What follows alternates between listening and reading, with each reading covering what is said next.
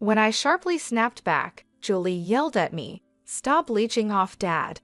Hearing Julie's angry voice, I made up my mind that it was no use. I gave up in my heart. My feelings for Julie did not reach her. The emotional bond I was trying to establish with Julie was broken. Julie needs to reflect on her actions and face the consequences. I will tell her the truth. My name is Kelly, and I am 53 years old. I have been married to Jerry for 8 years. Both Jerry and I had been married before we met each other. I divorced my previous husband because he had an affair. One day when I came home, I found divorce papers from the lawyer in the mail. Since then, my ex-husband never returned. I didn't even know where he was, but I submitted the response to the court. We used to argue a lot and weren't very close, so I had expected this to happen someday. But it was so sudden that I couldn't eat and felt very depressed. I couldn't just sit around, so I threw myself into my work. I filled the void in my personal life with work. I worked frantically and studied marketing and management. Thanks to that, I didn't think about remarriage or dating, and before I knew it, I was 42. My family runs a small diner. It's a cozy place that serves set meals during the day. The food is good, plentiful, and affordable, making it popular with the townsfolk. It's a small town, but almost everyone must have eaten our food at least once. My father's chicken steak is the restaurant's specialty. When Jerry proposed to me, I was over the moon, but hearing that he had a daughter made me anxious about the future. Will this work out? The thought of suddenly becoming the mother of an adult daughter was crushing. My happy feelings completely deflated. Now my heart feels heavy and dark. That's when I got a text from Jerry saying, "No rush on your response." I meant every word I said earlier. His calm reply soothed my anxious heart like a receding tide. Yes, Jerry is serious and kind. He would support me through anything. As for his daughter Julie, even though she's a concern, she's an adult and won't act like a child. She will understand about Jerry and me. I decided to accept Jerry's proposal. When I told Jerry I would accept his proposal, he was overjoyed. Seeing Jerry express his happiness so openly made me truly glad to have chosen to be with him. Since we were both remarrying, we just had a small dinner to introduce each other to our families. But Julie was in the worst mood I had ever seen. She was irritable and took out her feelings on the staff, saying, "So annoying, come on, bring the next dish." I asked her to calm down, and she snapped back, "Shut up, don't order me around, old lady." The term old lady took my breath away. I had met Julie a few times before, but this was the first time things had turned out this way. Is this Julie's true nature? After the introduction party, I discussed Julie's behavior with Jerry. Perhaps we should consider postponing the marriage, I suggested. Wouldn't it be better if Julie sorted out her feelings first? Jerry shook his head. Indeed, Julie's attitude today was problematic, but she has already moved out of the house, and we won't be seeing her every day. Being tied down by an independent daughter forever doesn't seem right to me. Jerry suggested that being confined during today's introduction party might have irritated Julie. Normally, Julie is quiet and not the kind to get angry like that. Please give Julie a chance. She's really a good kid at heart, he encouraged. Encouraged by Jerry's words, I decided to proceed with the marriage. I was determined to marry Jerry and live my life with him. Yet every time I saw Julie, I was reminded of that incident, which only increased my anxiety. I started living with Jerry, and we bought an apartment halfway between my company and Jerry's. Julie was living alone in an apartment near her company, so it was just Jerry and me living together. The first 3 years passed without any problems, and we were happy. The only tough part was during the holiday season when we met Julie, but other than that, it was peaceful. However, in the 5th year of our marriage, we faced a big problem. Julie moved in with us because her apartment was undergoing major renovations. She said the noise and the workers coming and going were too much, so she moved in with us. I had a bad feeling about it, and I was right. We turned a room we used as a storeroom into Julie's room. She complained that it was cramped and poorly lit, but we convinced her to tolerate it. For the moving-in celebration, we decided to have pizza. When I was about to order our usual delivery, Julie went ahead and placed an order from a famous steakhouse. The dishes from there are delicious but very expensive, about 4 times more than the food we usually eat. I was about to refuse, but Jerry gave me a look. I've recently realized that Jerry is lenient with Julie. He tends to give in to her whims, and perhaps that's why she gets upset easily when things don't go her way. She generally has an attitude and seems to think of the staff in any store as her servants. I've never seen Julie use words like "excuse me" or "thank you" to the staff, or even to me. Living with Julie was like that. I was feeling down, but this was too much to worry about from the start. In the end, we ordered the food Julie wanted. When the dishes arrived, Julie complained that it was late. Our order was supposed to be refused at first due to the sudden order, but Julie insisted and made them deliver. She complained that they were late. I apologized profusely to the delivery person while receiving the dishes. The payment, of course, came from our wallet. As I checked the contents of the 3 delivery boxes, I felt even more stressed. I found 2 assortments of appetizers and steaks and 1 box of hot dogs. Puzzled, I laid out the food on the table and began preparing drinks and soup. Julie and Jerry took their seats. Julie poured beer for Jerry, raised her glass with his, and began to drink. To Julie, I must be nothing more than a servant or maid. Jerry doesn't correct her. Is something going on? When I sat down at the dining table, in front of me was the box of hot dogs. I let out a soft and Julie looked at me with a smug half-smile. "That should be enough for you," she said with a snort, then began eating the appetizers. I had some vegetable sticks while Julie enjoyed the shrimp cocktail, fresh salad, and chicken wings. It was a clear act of spite from Julie towards me. I thought this would surely anger Jerry, but all he did was sigh as he looked at Julie. He offered his box of appetizers to me, saying, "Have some of this." I nodded slightly and took some portions from Jerry. I was tempted to scold Julie but restrained myself, considering that a confrontation on the first day might complicate our future living together. Moreover, I felt like I had taken Jerry away from Julie. Living with Julie started in the worst possible way. Jerry doesn't talk much about Julie. Whenever I ask about her, he just says, "She's at a difficult age, please forgive her." While working, helping out at my parents' house, studying, and doing household chores, I was already swamped. Now I had to take care of Julie on top of everything. Julie is simply selfish. She does nothing around the house. It's hard to believe she lived alone before. Moreover, Julie's requests are incredibly bothersome. Even a single piece of clothing came with a litany of instructions. Which items required dry cleaning, which should be hand-washed, and which needed air drying. When it comes to food, she specifies supermarkets and even the origin of the products. I usually plan meals based on sales and featured items at the supermarket, but that's not possible when accommodating Julie's preferences. I found myself planning meals while also checking recipes on the internet. As a result, our household expenses have nearly doubled.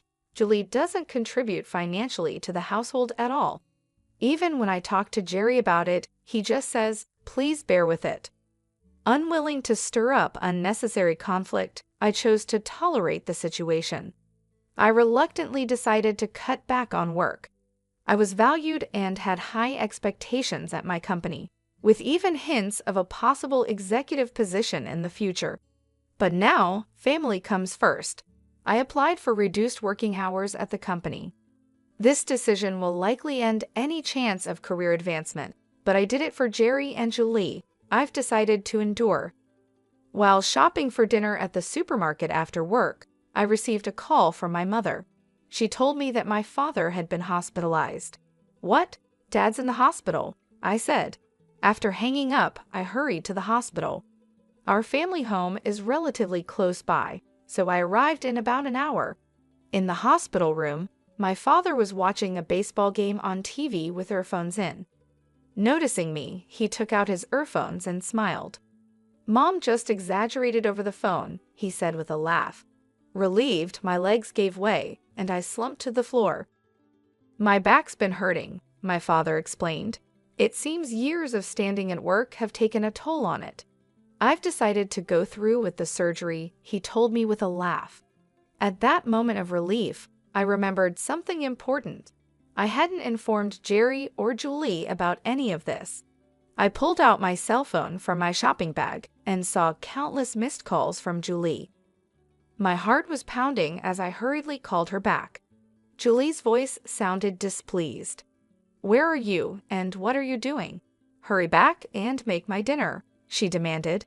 I apologized reflexively. "I'm sorry, my dad's been hospitalized." Julie was silent for a moment, but then started scolding me sharply. "Huh? Your dad? Your dad really?" Julie's tone became vulgar and aggressive. I felt intimidated and shrank back. In a small voice, I replied, "Yes, he was suddenly hospitalized." "And what does that have to do with my dinner?" Julie's reasoning was becoming absurd. "You're my mother, right? Understand it's a parent's job to make meals for their child." This might be understandable if Julie were still in elementary or middle school, but Julie is 25 and has lived alone before. She's fully an adult. For such an adult to demand meals from a parent is beyond harassment. I felt compelled to stand up for myself. I'm not good with Julie's assertive tone or harsh words. Although I was scared of being yelled at, I decided to confront her. "Is it wrong to worry about my dad?" "You should understand," I said. I could hear Julie gasp over the phone. "Shut up! Don't talk back to me!" she snapped, clearly taken aback. "If it were your dad, you'd rush to his side, wouldn't you?" Julie fell silent. Maybe she was imagining if it were Jerry who had been suddenly hospitalized. Surely Julie would be worried if something happened to Jerry. That's what I thought. However, Julie's response was shocking. "Huh, I'd ignore it if my dad was hospitalized," she said. I was speechless. I wanted to believe it was a lie. "Anyway," I said, "sorry, but you'll need to eat out today," and hung up. This call made one thing clear to me. Julie doesn't see me as her mother. In fact, she doesn't even see me as a person. She must think of me as a mechanical servant or a slave. Otherwise, she couldn't say such heartless things. It's saddening, but I can't just dwell on sadness. Things can't go on like this. I felt a strong need to take action. Even after my father is discharged, he won't be able to work as before. There's only so much my mother can do. I need to address the situation at my family's home quickly. Balancing my family's needs, taking care of Julie, household chores, and work was impossible. I decided to resign from my job. Though the company tried hard to retain me, there was no other way. Just as my father was discharged and we managed to reopen our shop, something happened to Jerry. He ended up being hospitalized and his condition was quite severe. Dr. Richard, the chief physician, said he might never be discharged. When I informed Julie of Jerry's condition, she reacted nonchalantly and said something unbelievable. "Does this mean it's going to cost a lot of money?" Julie seemed more concerned about money than Jerry's health. What could this mean? I couldn't understand her reasoning. Does Julie not care about Jerry at all? This is not the time to worry about money. "Do you understand?" I became emotional and retorted. "I know that, but if we don't have money, we'll be in trouble, won't we?" Julie pulled out her cell phone and started making a call. "Hello, Uncle David. Actually, Dad is sick and has been hospitalized," she said in an uncomfortably sweet tone. "I was hoping you could help with the hospital bills." Julie schemed on the phone, trying to get her uncle to pay for the expenses. "Then you can ask Mom about the rest." After ending the call, Julie gave me a cold smile, sending a chill down my spine. "So you'll have to talk things over with Uncle David," she said, humming a tune as she went back to her room. I was still reeling from Jerry's hospitalization when Julie's actions left me stunned. After a while, I received a call from my brother-in-law. I explained Jerry's condition and the outlook for the future. I broke down crying midway, but managed to explain everything. I also assured him that I would take care of the hospital bills, so he shouldn't worry. After hanging up, I slapped my cheeks with both hands to psych myself up. I can't afford to mope around over this. But bad things continued to happen. After our marriage, Jerry was entrusted with managing his parents' company. However, the business began to struggle. The cost of raw materials had been rising for years, leading to higher purchase prices and reduced profits. The company was so strapped that it couldn't afford to pay employees' salaries. In the past, Jerry's family used to help my family's business, but now the roles were reversed, and my family was supporting Jerry's company. With the business in trouble, Jerry had cut his own salary, so I was paying for the hospital bills with my salary. Most of the insurance policies list the company as the beneficiary.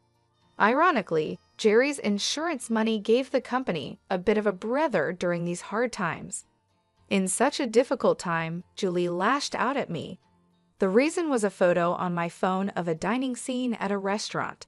Don't mess around using other people's money for such luxury. Julie berated me with vulgar language and an aggressive tone. The photo was from a time I was asked to sample dishes at a restaurant I visited for work. A client took the photo and sent it to me, but unfortunately, it backfired. "You're using our money for stuff like this." Julie's words made me realize something. It seems she's under the impression that I'm living off Jerry's money. The reality is quite the opposite. Currently, I'm the one providing for most of our household expenses. I've repaid all the money. I borrowed from Jerry in the past with interest. Julie's anger didn't subside. It seemed futile to say anything at the moment. Julie's command, "Get out," compelled me to leave the house. I left a single piece of paper on the dining table and chose to spend the night at a hotel. It would be useless to explain anything to Julie. If I tried to explain, she might start depending on my money, and I wanted to avoid that. I resolved to stick to my plan and take appropriate action. I made a promise to myself. I went to visit Jerry's hospital room. I visit every day, but today felt special. Julie didn't come today either. Jerry gave me a sad smile, and his smile always reassured me. "I'm sorry for being so inadequate," I said. Jerry shook his head. "It's not that. It's my fault Julie turned out this way because of me." Jerry began to share something he hadn't told me about Julie before. Julie is not Jerry's biological child. His ex-wife had an affair, and Julie was the result. Jerry found out just before his ex-wife passed away. Hearing this, Jerry felt an indescribable anger. The person most at fault was lying in bed, soon to pass away, and he couldn't direct his anger anywhere.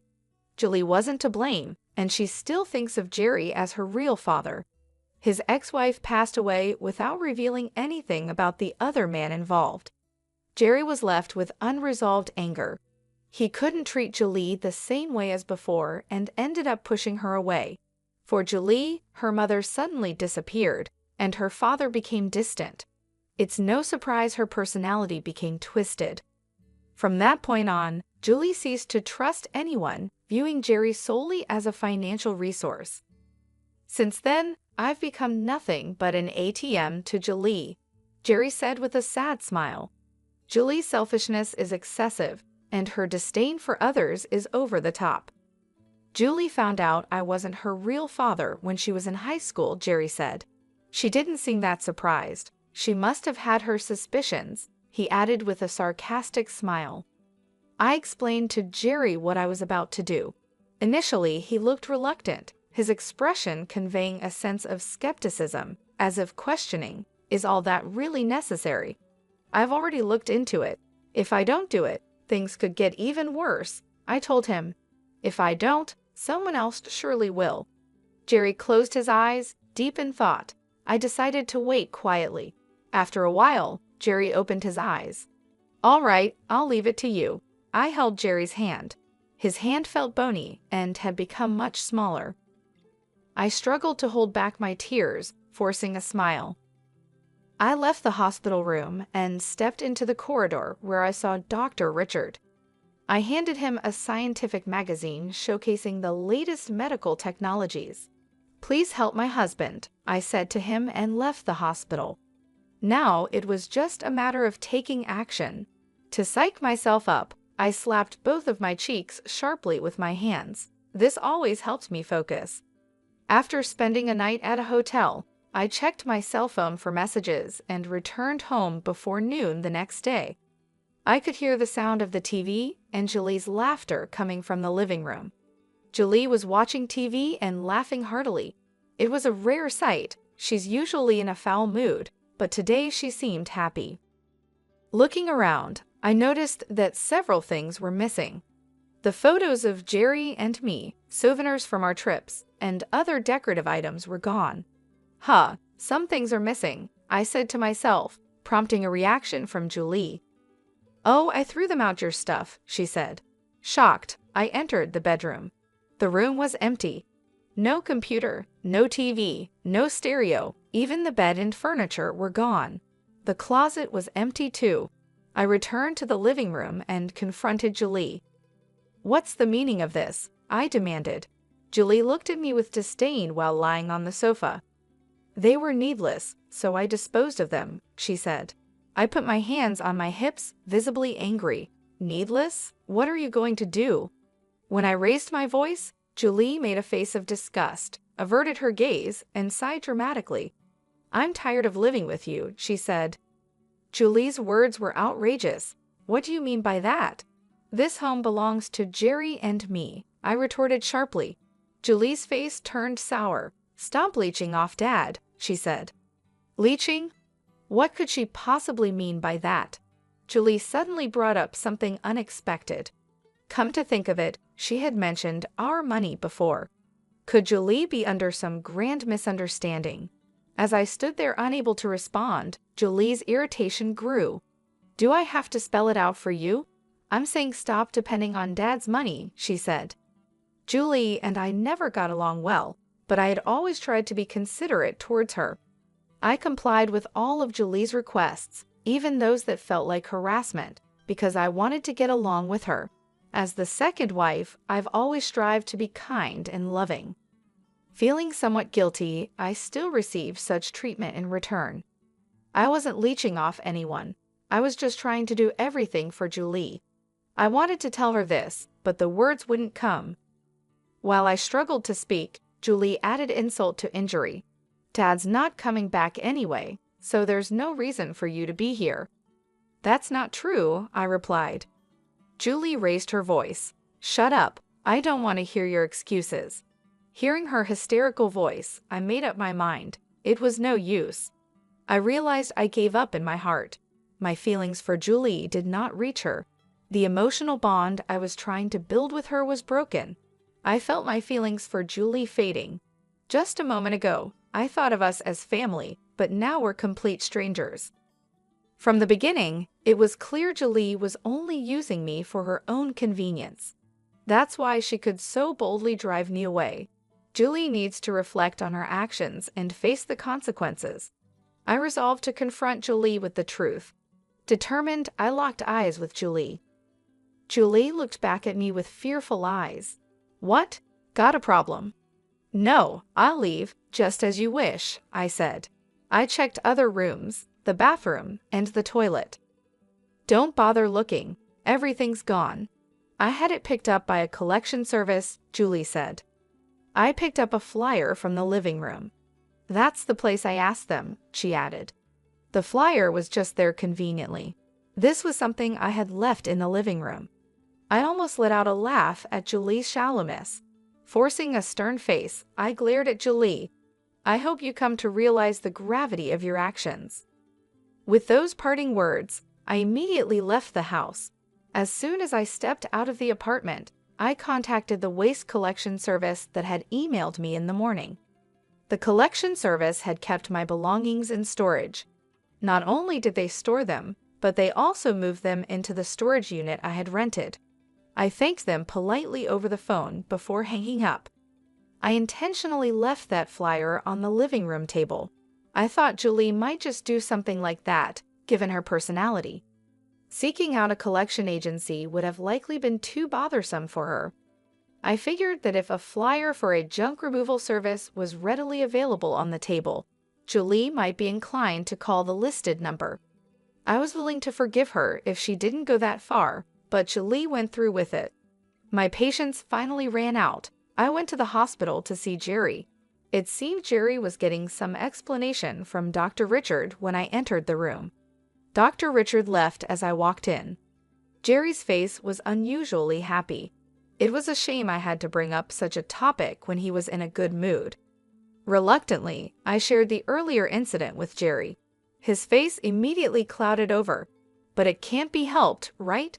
I said, gently holding Jerry's thin hand. "Thank you for understanding," Jerry replied. In fact, I had already decided where I was moving to. Anticipating this situation, I had prepared a new place. Even if I wasn't kicked out, there was a chance I would leave on my own. Either way, I needed a new place. I planned to move and start a new life with a fresh mindset. It's just that things are happening a bit sooner than planned. Jerry smiled gently, comforting me.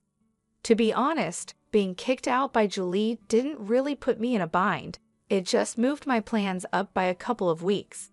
But now I'd have to live in a hotel for 3 weeks. Maybe it's my frugality that makes me think it's a waste. Regardless, I resolved in my heart to be prepared for whatever Julie might do next. I started taking the actions I had prepared for in advance. Once the move was successfully completed and I had settled down, Julie called me. As soon as I answered, Julie's loud voice filled my ear. "You took our money, didn't you?" she accused. I played dumb and asked, "Huh, what are you talking about?" My feigned ignorance seemed to infuriate Julie further. "Don't play dumb. It's about Dad's hospital bills. The hospital just called saying they need to be paid." I was expecting this call around now. "Oh, that," I replied in a deliberately relaxed tone. I purposely hesitated and sighed.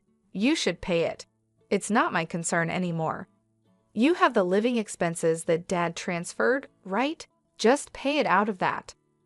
"That's true, but I don't have the bank book or ATM card for that account," Julie said.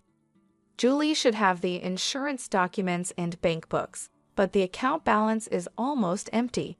"The balance is gone. You must have taken it," she accused desperately.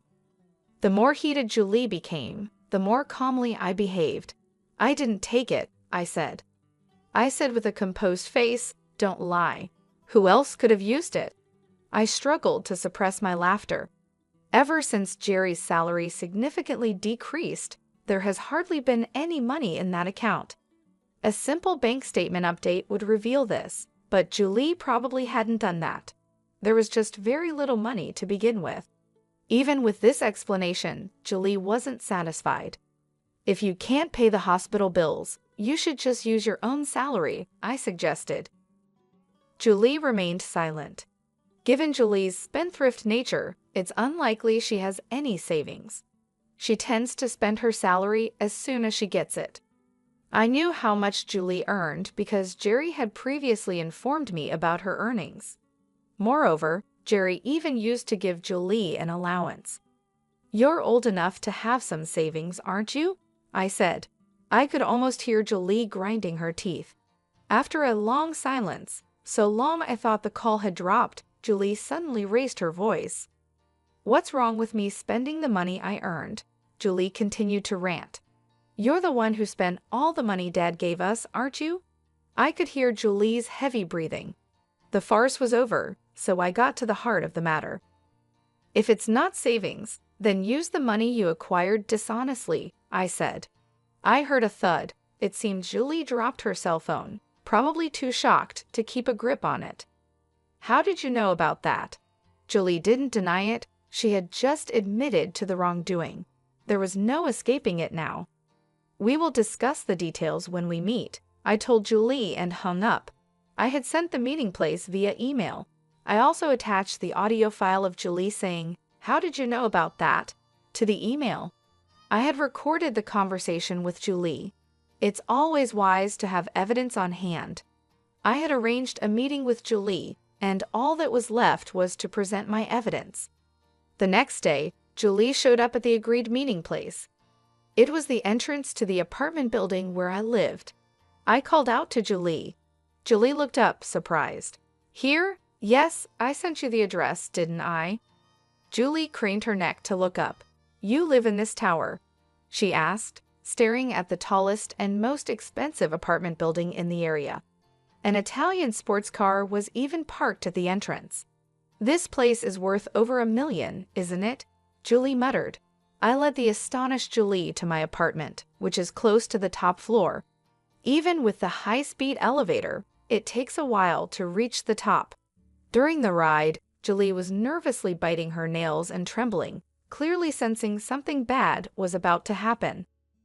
Upon arriving, I unlocked the door with my cell phone, which also serves as a key. Julie looked at me with a surprised expression. I entered the room without minding her reaction. The living room offers a panoramic view. The apartment we used to live in looks tiny from up here. The living room is spacious with a generous layout, and the kitchen is large. I had Julie sit on the sofa. She was clutching her bag tightly, clearly tense. I made some coffee and handed it to her. Julie took the cup with a rattling sound, trying not to drop it. It's too spacious. It's unsettling, I said mockingly, smiling at Julie. She remained silent. I've been preparing to live here for a while, I continued. Julie must have thought of me as a parasite living off Jerry. No wonder she was shocked. Shall we start the discussion then? This is Scott, my lawyer. I introduced Scott, who was waiting in the back, to Julie. She seemed too overwhelmed to even notice Scott. Her gaze was unsettled, darting around nervously. Ignoring Julie's state, Scott began laying out documents on the table. Julie barely responded to my attempts to engage her in conversation, distracted by the room.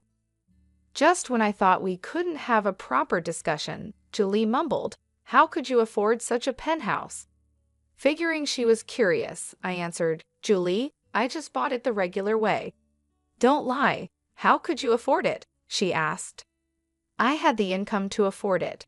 As my family's small restaurant began to recover, I not only advised, but also got actively involved in its management.